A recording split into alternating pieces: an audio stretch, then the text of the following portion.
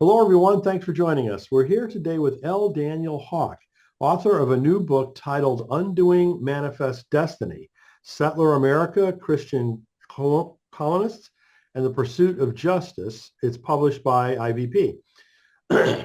Dan is professor of Old Testament and Hebrew at Ashland Theological Seminary. He enjoys using unconventional modes of interpretation to ask new questions of biblical texts and issues, and taking students along for the ride. His previous work has explored such topics as the violence of the biblical God, the use of metaphor in biblical narrative, and the parallels between the book of Joshua and American national mythology. An ordained minister in the United Methodist Church, Dan's teaching ministry is grounded in Christian community and mission. Undoing Manifest Destiny arises out of more than 20 years of speaking and writing about reconciliation between the settler and indigenous people in the United States. Dan resides in Ashland, Ohio with his wife, Linda, a retired elementary music teacher. They are the parents of two adult sons. When not thinking deep biblical thoughts, Dan enjoys traveling, hiking, good music, good food, and good conversation. You can learn more at ivpress.com. So Dan, many congratulations on all of your work, and thanks very much for joining us. Well, thank you. And thank you for your interest in the book. It's a great book, and as we were talking beforehand, I mean, wish more was written about this. Yeah. So I think it's an incredibly important topic that was swept under the rug for a couple centuries now, at least. And so, the fact that you're bringing more awareness to it, I think, is quite important. Mm. So before we get into the book, though, I mean, anything else that you'd like folks to know about you? Can you tell us more about your teaching in your previous books? Yeah, sure. So I'm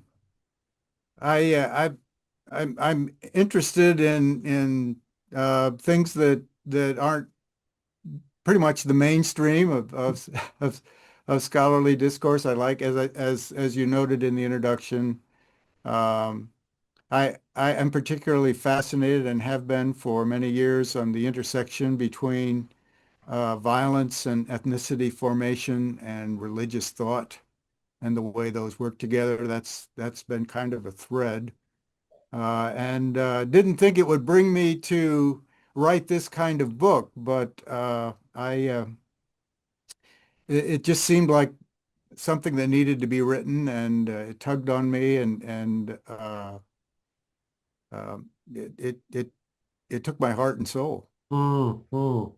Yeah. Well, I mean, let's talk about it. As I said, this is actually an advanced reader copy of the book, so hopefully the real thing looks really close to it. But um, Undoing Manifest Destiny, Settler America Christian Colonists, and the Pursuit of Justice. Tell us a little bit more about how the book came about. Well, boy, so the origins happened early on in my career. I wrote some books on Joshua that were well regarded, and I had some colleagues prod me to uh, to think more about how my academic work was engaging with issues of justice in the church. So they encouraged me to expand it. And when I thought about, well, how would I do this? I went right to the idea of the parallels between the American canonical narrative of Western expansion, manifest destiny, and the book of Joshua. Uh, both of these narratives that report the annihilation of indigenous peoples by God's command, and with few expressions of regret other than Israel didn't finish the job. So I embarked on reading these two narratives together, and which meant that I was set up for some things I really didn't expect. I knew some of the history, but I did not know how extensive, pervasive, brutal uh, the settlement of the United States was in terms of the way that my ancestors and white settler narratives, white settlers, Christian settlers, used Christianity for theological cover for really atrocious things. And I was just stirred. So I began speaking in area churches on this. I got in touch with some individuals here in an Indian center and some other places where I could listen to some stories from a different perspective. And one thing led to another, had the privilege of making a lot of good relationships. And um, Terry Wildman, a good friend who is the lead translator for the First Nations version, actually asked me to be a Hebrew language consultant in the Old Testament translations he's working in, and Mm. I developed worked in that friendship, and I thought, it's really time that I really wrote instead of speaking and writing short articles. I Mm. need to put Mm. this into paper. So it, I have been so incredibly nourished by indigenous spaces. It's Mhm. and it's that love and that sense that our indigenous people have so much to gift us with that we just don't want to have anything to do with. Often we just because of layers and centuries of marginalizing and really rendering them for the most part existent, invisible and on the margins of our national story and attention. So let's talk about a couple of different aspects of this. There's the manifest destiny, right? Right. The doctrines of discovery, right? The root Right. of some of this um, rationalization. Mhm. And then secondly, let's talk a little bit about how it kind of revealed itself in American history. So Mhm. could you start with the first, the roots, theological Christian roots of that? Yeah, so I should say that term manifest destiny, historically speaking, has a particular moment in the history of US expansion as it was coined in the 1840s. But I think it's assumed this status as kind of a theological synopsis of the American narrative. I mean, we from the beginning, from the Puritan beginnings in New England and the colonial beginnings in Jamestown, um, we just we just took land and we used, as I said, Christianity as theological cover. So the three good examples of that are the doctrine of discovery, which was an international law, body of international law that had its origins in papal bulls during the mid 15th century, which basically the Pope, a couple of popes actually speaking in their authority as the vicar of Christ, God's representative on earth, saying to first Portugal and then to Spain, um, uh, the earth is, I give you permission, authority, freedom to take and possess any non-Christian lands not already possessed by Christian powers, um, for the purpose of extending Christendom. So this idea that um, Christians by virtue, simply by virtue of being Christians, have a right, if not an obligation, to take and Christianize lands and to deal with opposition in ways that were appropriate. So those who came to the United States, that body of law had been well developed by the 1600s, and nobody really questioned whether they had any right, whether they needed to ask permission or introduce themselves to the people who were already here. Um, so they just assumed so. And the second plank of this that I think is really important is something called the creation mandate. And that was a belief centered in Genesis chapter 1, where God tells Adam to take dominion over Mhm. and be fruitful and multiply and fill the earth. So, in particular, the Puritans of New England grabbed hold of this and saw that the establishment of Christian civilization was, in a sense, a reordering, a restoration back to an original Eden, which tended to look more like uh, a Puritan heaven than an indigenous one. But the idea was that uh, Christians have a mandate, again, to take territory that was a wilderness, so disordered, chaotic, satanic, take this wilderness and take the land and reorder it. And in doing so, we fulfill God's mandate to take dominion and to let the fruit of the land increase. So development becomes a very key idea. Land that's not developed is still, or land that is not owned, land that is not property, is land available for the taking. Mm. Crazy way of thinking, isn't it? Um, and so uh, let's talk a little bit about then how destructive and violent that ended up being. Well, yeah, incredibly violent. So within the first couple of years of the founding of Plymouth Plantation by the Pilgrims, whom we celebrate, there was violence with the indigenous peoples, particularly in the first instance with the Massachusetts.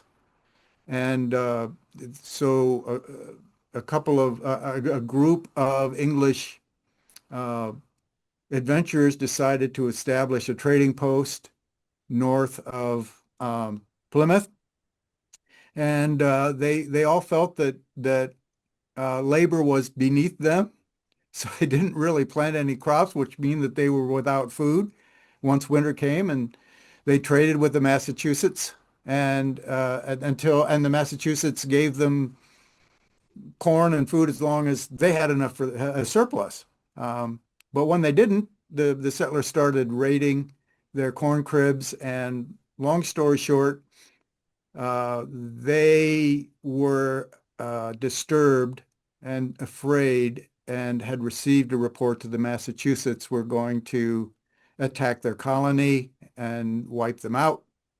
So they decided a preemptive strike was better. So during a parley with Massachusetts tribal leaders, they killed them. They killed the four, and they took their heads back to Plymouth and put them up on spikes. I mean, this is and from there, this ethos of preemptive strike becomes the normal way that authorities, when they feel it warranted, resolve their conflict with indigenous people. Let's get them before they get us. 1637 Pequot War, one of the great conflicts in early American history, uh, at a place on the Mystic River. Uh, a Puritan force surrounded a Pequot village of probably 400 to 500 people, uh, palisaded, had a palisade around it, and and they they tried to go in to the village, had two entrances, and they were repelled immediately. So they set the whole town ablaze and shot people who tried to get out the two exits, and ended up killing about 400 to 500 people, men, women, children, and this this became more the rule than the exception. So that's the organized violence. The disorganized violence was the settler violence, and Mhm. which really does the reality and the scope and the savagery really chafes up against this idea of the hardy pioneer who, in our kind of is the embodiment of our civilized values, and how they just took the wilderness by sheer determination and initiative and courage, and had to brave off all these Indian attacks, and actually the great preponderance of violence on the frontier was generated by white settlers. And Um, maybe talk a little bit about how a lot of the immigrants from different parts of Europe did not have land. They were so poor, right. right? And so they came over here with the promise of land Hmm. and with the, I guess, determination that they were going to take it no matter what. Yeah, and it's not only determination, it's the belief. It's this belief that if the land is not being owned, or if there are not permanent settlements, then there's a lot of vacant land that's available for the taking. And there's this pervasive attitude, uh, really even beginning in the New England colonies, that the Indians have a lot more land than they need. Hmm. And so, I mean, there was the sense of let's just go, we deserve it, and we're Christians and so on and so forth, so we can just take the land. Um, and there were also instances where settlers, this is another common uh, situation where settlers would just encroach knowingly on land that had been reserved by treaty. Hmm. They would set up their settlements, and they would sometimes try to stir up a conflict so that the military would come in and on their side, and that would end up being to their benefit because they could drive out the indigenous inhabitants. So there was just a lot of nastiness Hmm. on the frontier. Yeah, yeah. Um, Similar to the Mexican-American War, how that was started. Right. Well, there's another one. Yeah. So I also recently read another really great book called An Indigenous People's History of the United States by Roxanne Dunbar Ortiz that was just a great learning experience for me. It Yeah. goes through, many historical Native American accounts, as your book does. Yeah. Could you describe, how your book differs from that one? Sure. Well, for one thing, mine is written by a settler, a Yeah, white settler, Christian. yeah, really. And so some of our stories overlap, but we tell them differently. Hmm. And indigenous people, they know these stories. We don't. So, Yeah, yeah. so as white descendants of white settlers, so part of what I'm doing is just is exposing what actually happened, undoing this myth of innocence by which Christian settlers justified doing all of this. And then I actually use discipline of settler colonialism, an academic field of study to structure some of the thinking and the book. And I expand past what Dunbar Ortiz does to talk about uh, how white Christian America constructed images of the Indian that fit with their concept of having a right to this land and justifying the dispossession of these people. And then I end with a chapter. I read the book of Joshua as a biblical focus of conversation about how to talk about these narratives, how to lift them out, how to bring them to the surface. And then I end with some practical suggestions and some illustrations of current events and situations that are tied directly back today to those roots in Virginia and in New England. One of the things I liked about your book was that, you live in Ohio. Right. And so you tie in some of the things that happened historically on this topic in your area. Hmm. Right. And that's my way of saying Ohio is it's important to start the process of undoing in your own locality. Hmm. And I would venture to say every part of what we call the continental United States at least has an Indian story. It has a story of Sure. dispossession. Its story has a story of settlement. And so if we are thinking about how we can um, begin to write a new script and undo this script that has been playing for the last 400 years, then let's start with how this manifests in our own area. So the chapters all have a connection with Ohio. Mm-hmm, Not mm-hmm. because Yeah. Ohio is unique, but because Ohio is typical. Mm-hmm, mm-hmm. So let's talk about some of the areas toward the end of the book where you actually talk about what do we do about it, right? Yeah. So there's the Mellon Foundation's Monument Project. Could you explain that for us? Yeah, that's I think a fascinating piece, especially given where we are right now, politically. So the Mellon Foundation established something called the Monuments Project on the heels of Black Lives Matter and Confederate statues being pulled off their pedestals and other colonial um, symbols of colonialism and white supremacy uh, being dismantled. And Mellon, uh, the Monuments Project first began with an inventory of, I believe it's around 50,000 public monuments Wow. in the United States. And then the Mellon Foundation, the purpose of the Monuments Project was to tell the real history Hmm.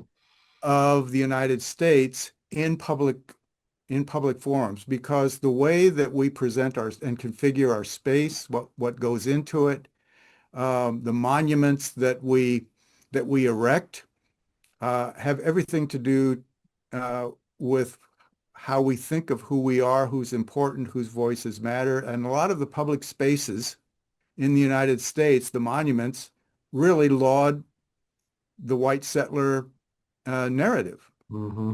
So, Mm-hmm.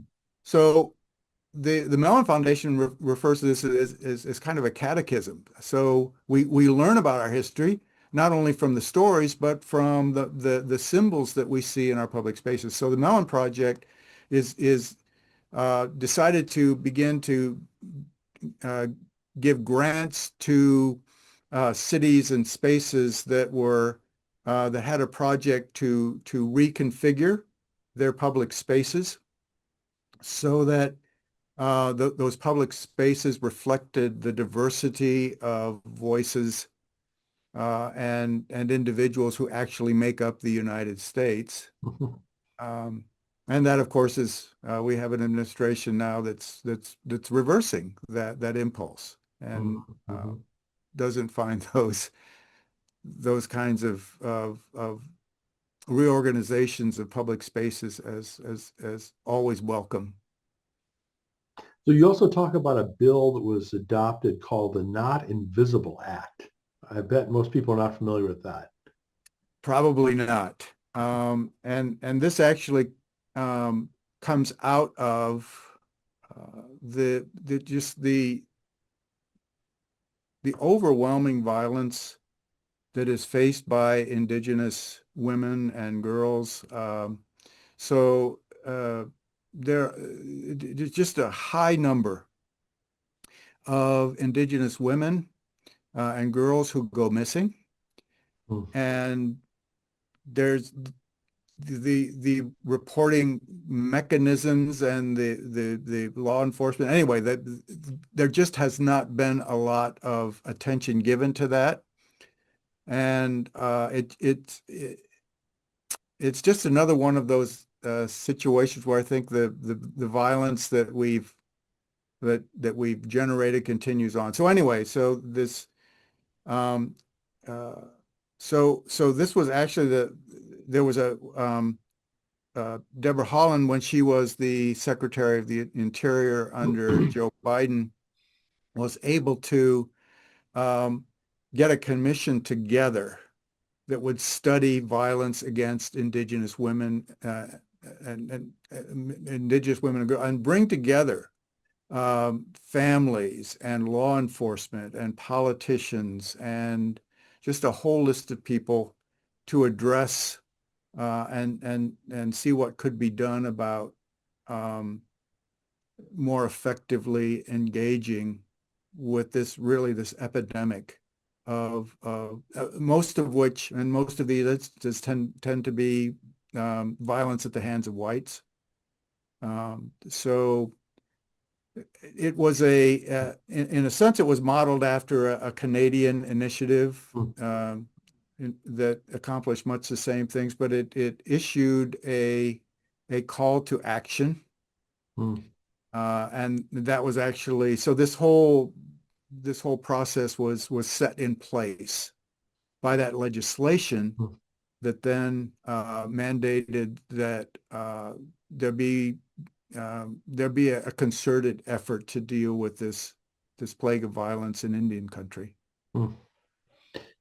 You also mentioned another interesting book titled Healing Haunted Histories that lists strategies of defensiveness Yeah, currently used to avoid responsibility for all of this.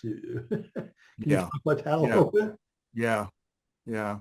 Well, I need to say that's a wonderful book, and um, uh, Enns and Elaine Enns and Ched Myers have just really given us a way to do this decolonizing work. It's like a handbook, Hmm, and they really present a model for delving into personal histories, public histories, learning, becoming aware, owning, acknowledging, and then moving toward what they call a restorative solidarity with indigenous people. And part of what I found useful that I included was just an accounting of reasons that people don't think this is very important. hmm, hmm, hmm, Um, so one of the most common which I hear is, well, that the past is past. I mean, we need to move on,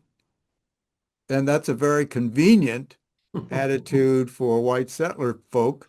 hmm, Um, But the truth is this script is still playing.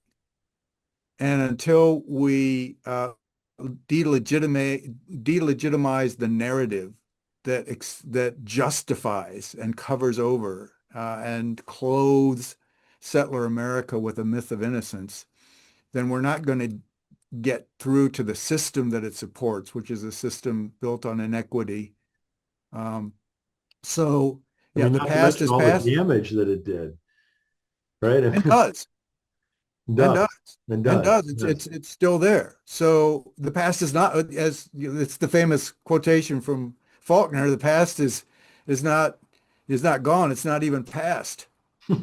So I mean, these scripts continue to play out. I mean, they have been normalized and internalized in the white psyche for hundreds of years. So you've got that. You've got the well, you're holding me, you can't hold me responsible for things that I didn't do that were done 100 years ago. And yes and amen, that's the truth. So we shouldn't be held accountable personally for things that were done, violence and atrocity and mendacity and all of this stuff in the past. But I would argue that we do have an obligation, those of us who follow the crucified one, we do have an obligation to heal, to do justice, to begin to envision together a church and a nation that uh, is a voice and guarantees human dignity for every individual. So um, and recognizes the diversity that makes up the church and our nation as a gift and not something to be erased. So at the end of the book, you have 7 different suggestions for, next steps. Can you talk about a couple of those? Yeah. One is self-awareness, of course. I mean, we all are shaped by this colonial past more than we know. Mm, Um, so the first piece is just, I think that it's really important to begin learning, however that happens, reading, reading books, visiting an Indian center, going to powwows, just because white settler society has exerted a lot of energy to keeping indigenous people invisible, because making them visible stirs up too many troubling questions. So Mhm, mhm. there's a sense in which I think it's important to begin to enter indigenous spaces, to um, just to look at various strategies for working together, working with our own, if we have a church body, a church denomination, thinking about participating in ministries of justice, reconciliation, solidarity with indigenous people, and finding common cause and beginning just to speak of our own experiences and what we're learning, and not to be dissuaded dis or just to say that, that's too daunting. Let's just do it. Let's recognize how deeply this settler script has made us, white Christian Americans, has made us a danger to ourselves and to others. Really. And so we gotta deal with the darkness within if Mhm. we really want to see a nation and a church that witnesses faithfully to Jesus Christ, and a nation that aspires for liberty and justice for all. What a concept. Yeah. So, is there anything else that you'd like people to take away from the book that we haven't touched on? I think if people can be energized uh, to to really kind of move forward and take that first step. I mean, the first step is this is a framework. I hope my book provides a framework for understanding how that Hmm. script plays out. Hmm. So if people can get a sense of this is important, and this is important, not just, I mean, as an indigenous friend of mine reminds me many times, is that you need us to heal. That um, so taking away this idea that and it's difficult, that we have and again, Enns and Myers called it a haunted history that is damaging to us and Hmm. to others, and it's important. I mean, another friend of mine says you can't deal with the fruit unless you deal with the root. So I mean, there are, as I said, there's a script in place. Hmm. There's an impulse to justify. There's an impulse to say, well, it wasn't that bad. Um, so all of these things, there's got to be, I think, a kind of a personal excavation Hmm. of ourselves, our communities, our church, and really begin in earnest to pursue the truth, and Hmm. not just say, as many church bodies often have done in the past, well, let's just have a public service of reconciliation and then we can move on, and Yeah, yeah. I'll fix that. No. Just continue to sweep it under the rug.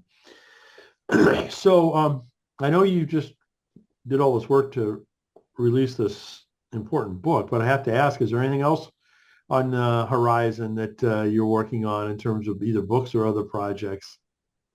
Well, I'm actually feeling, as a result of this book, more of an orientation toward the public arena. Uh, so Good, good. participating in maybe online journals, writing Hmm. op-eds, commentaries, that type of thing, and maybe in the future, as I'm thinking through what it's going to look like, a book on empire, which Hmm. is the most prominent biblical theme that you've never heard of. Just in terms of how empire shapes the entire Bible. I mean, Because the context Yeah, of the entire Yeah. Bible. So. And I would argue that, I mean, this is, haven't developed this, but I do believe the Bible can be understood as an anti-empire Absolutely. Oh yeah, document. totally agree. Totally, that would be an excellent book. All right. So for now, please check this out. Undoing Manifest Destiny, Settler America, Christian Colonists, and the Pursuit of Justice. Go to ivpress.com. Dan, thank you so much for joining us and for doing this important work. I think, the awareness raising and, getting more and more folks to focus on something that we've ignored and we've swept under the rug for so long is just really an important thing. Well, thank you. And thank you for giving me a platform to get the word out. Absolutely.